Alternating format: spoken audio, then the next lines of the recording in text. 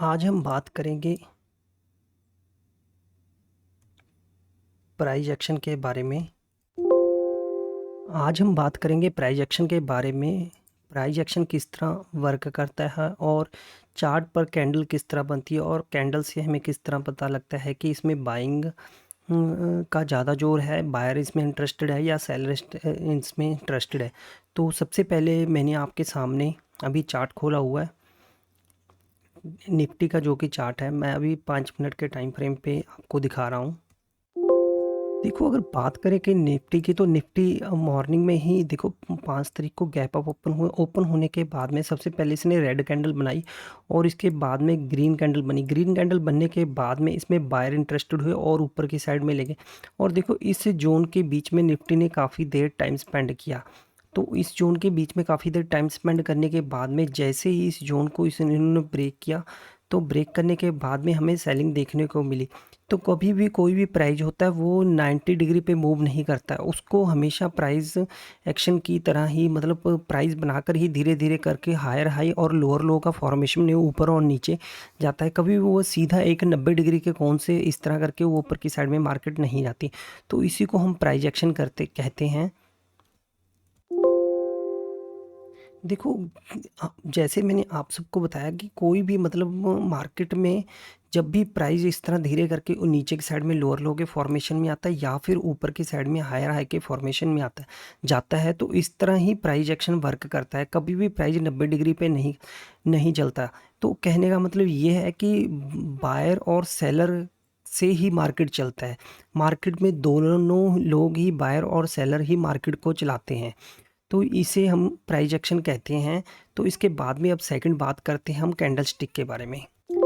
देखो, अगर बात करें तो देखो, एक चीज़ यहाँ पर नोट करने वाली, जब भी आज मार्केट जैसे गैप अप ओपन हुआ, ओपन होने के बाद में कल की क्लोजिंग के पास बायर बैठे थे और मार्केट को ऊपर की साइड में ले गए। और जैसे इन्होंने 5 मिनट की कैंडल को ब्रेक किया और इसके बाद में हमें नया हाई देखने को मिला। और इसके बाद में सेकंड ये इसी जोन के पास में है जहाँ मार्केट की ओपनिंग थी और यहाँ पर बायर बैठे थे। बायर इस मार्केट को ऊपर की साइड में ले गए। लेके जाने के बाद में इस हाई को ब्रेक करने के बाद में हमें ऊपर की साइड में बाइंग देखने को मिली। देखो, मार्केट का ये जो जोन है, ये आप सबको नज़र आ रहा होगा, ये और उसके बाद में ये जो जोन है। देखो, मार्केट के लिए अगर बात करें तो ये रेजिस्टेंस का जोन है, मार्केट के लिए ये रेजिस्टेंस का जोन है और ये सपोर्ट का जोन है। यहाँ पर जब भी मार्केट इसी जोन के पास में आती है तो यहाँ से सेलर बैठे हुए हैं जो मार्केट को इस जोन को ब्रेक नहीं करने दे रही। ये जो जोन है रेजिस्टेंस का जोन है और यहाँ से हमें बड़ी सेलिंग देखने को मिलती है। और जब ये इस जोन के पास में आता है तो हमें बड़ी बाइंग देखने को मिलती है। तो यहाँ इस तरह करके मार्केट मूव करता है। तो मूव करने के बाद में जब भी इस जोन के पास में आता है हमें हमें बाइंग देखने को मिलती है और इस जोन के पास में आता है हमें नीचे की साइड में सेलिंग देखने को मिलती है।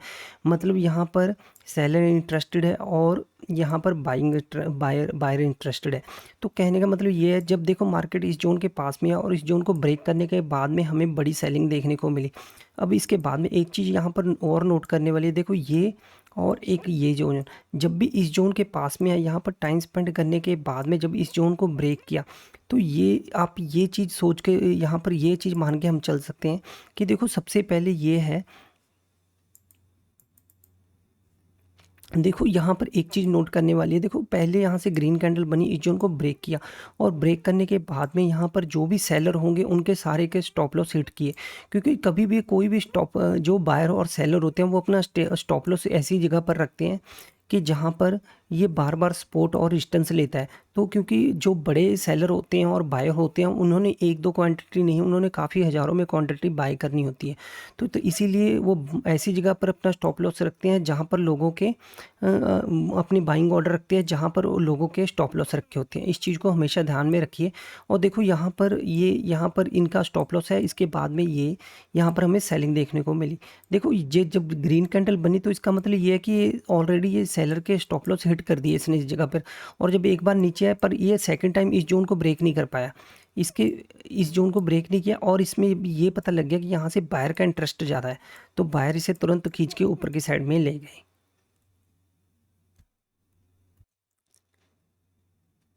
जैसे देखो, अभी की बात करें तो देखो, अगर देखो, ये जो जोन है, ये यहाँ पर रेजिस्टेंस का जोन है और ये सपोर्ट का जोन है।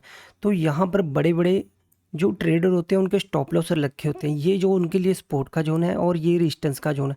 तो देखो जब भी इस चीज़ को ब्रेक करेगा, ये ऊपर की साइड में ब्रेक करे या नीचे की साइड में ब्रेक करे, तो यहाँ पर बड़ी बड़ी पोजीशनें निकलनी स्टार्ट हो जाती हैं, क्योंकि यहाँ पर बड़े बड़े जो ट्रेडर होते हैं उनके स्टॉप लॉस रखे होते हैं। तो जैसे देखो ये इस जोन के पास में है, यहाँ पर इस जोन के पास में टाइम स्पेंड करने के बाद में इस जोन को ब्रेक किया तो हमें काफ़ी अच्छा मूव देखने को मिला। तो यहाँ पर बड़े बड़े ट्रेडरों के स्टॉप लॉस रखे होते हैं। देखो जैसे यहाँ पर बात करें इस चार्ट में, देखो यहाँ पर मार्केट ओपन होने के बाद में सबसे पहले इसने कल की क्लोजिंग, जैसे ही इस जोन के पास में यहाँ पर इस कल की क्लोजिंग को ब्रेक करने के बाद में देखो यहाँ से बाहर इसे ऊपर की साइड में लेके जरूर गए, पर इस जोन को ब्रेक नहीं कर पाए और इसके बाद में धीरे धीरे करके प्राइस एक्शन बनाकर नीचे की साइड आने के बाद में ये जो जोन है, इस जोन के पास में बड़े बड़े जो ट्रेडर होंगे उनके स्टॉप लॉस रखे होते हैं, स्टॉप लॉस रखे होते हैं। तो देखो यहाँ पर स्टॉप लॉस हिट होने के बाद में देखो ये जो उनके पास में आने के बाहर से लेके तो ऊपर की साइड में, यहाँ पर एक चीज़ नोट करने वाली, देखो ग्रीन कैंडलें काफ़ी छोटी बन रही हैं, तो इसका मतलब ये है कि यहाँ पर बायर में ज़्यादा इंटरेस्ट नहीं है। और इसके बाद में जो रेड कैंडलें बन रही हैं बहुत बड़ी बन रही है, तो इसमें बाइंग ज़्यादा नहीं है और सेलिंग काफ़ी ज़्यादा है, और इसमें सेलर का इंटरेस्ट काफ़ी ज़्यादा है। देखो इस जोन के पास में आने के बाद में बायर इसे दोबारा ऊपर की साइड में लेके जा पाए। जब इस जोन को ब्रेक किया तुरंत हमें नीचे की साइड में काफ़ी बड़ी सेलिंग देखने को मिली। देखो अगर यहाँ पर देखो यही चीज़ यहाँ पर नोट करने वाली, देखो ये जो जोन है, ये जो जोन है इसके लिए रेजिस्टेंस का जोन है। मार्केट ओपन होने के बाद में सेलर कई बार इसे नीचे लेके गए, लेकिन ये प्राइस एक्शन बनाकर धीरे धीरे करके ऊपर की साइड में आए, टाइम स्पेंड किया और इसके बाद में इस जोन को ब्रेक किया। ब्रेक करने के बाद में देखो यहाँ पर एक चीज़ ये नोट करने वाली है यहाँ पर, कि यहाँ पर देखो सेलर मार्केट को नीचे की साइड में लेके जरूर आए। यहाँ पर लंबी सी विक वाली कैंडल, ग्रीन कैंडल बनी, इसका मतलब ये है कि यहाँ पर काफ़ी जनों के स्टॉप लॉस रखे हैं और इसके बाद में यहाँ से मार्केट को बाहर ऊपर की साइड में ले गए और लेके जाने के बाद में इस जोन के पास में इन्होंने सपोर्ट लिया। देखो ये जो जोन है यहाँ पर अभी सपोर्ट का जोन है, यहाँ पर बायर इंटरेस्टेड है इस जोन के पास में। ये जो मैंने पॉइंट लिखे हैं, ये जो जोन है यहाँ पर 1 और ये 2, यहाँ पर बायर इंटरेस्टेड है। कहने का मतलब यहाँ पर देखो पहली बार यहाँ से ब्रेकआउट हुआ तो हमें थोड़ा सा मूव देखने को मिला, सेकंड टाइम फिर इसी के पास में बायर इस जोन को ब्रेक करने नहीं दे रहे, क्योंकि यहाँ पर ग्रीन कैंडलें ज़्यादा बन रही है और रेड कैंडलें कम बन रही है। और उसके बाद में यहाँ पर देखो ये फिर इसी जोन के पास में लंबी सी रेड कैंडल बनी। इससे ये पता लगता है रेड कैंडल से कि देखो यहाँ पर इसकी ओपनिंग हुई, ओपन होने के बाद में इसका लो लगाया, लेकिन कैंडल की क्लोजिंग इन्होंने इसके नीचे नहीं देने दी और इसके बाद में बाहर इसे खींचकर ऊपर की साइड में ले गए।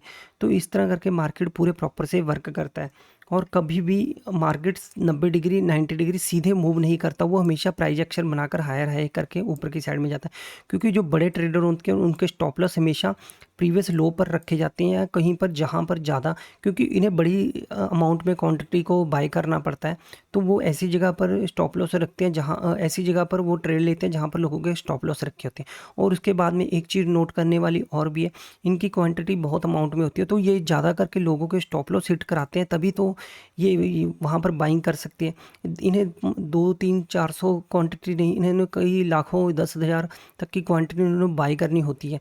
तो please like share subscribe my channel, ताकि आने वाले समय में आपके लिए और भी अच्छी वीडियो बना के दे सकूँ।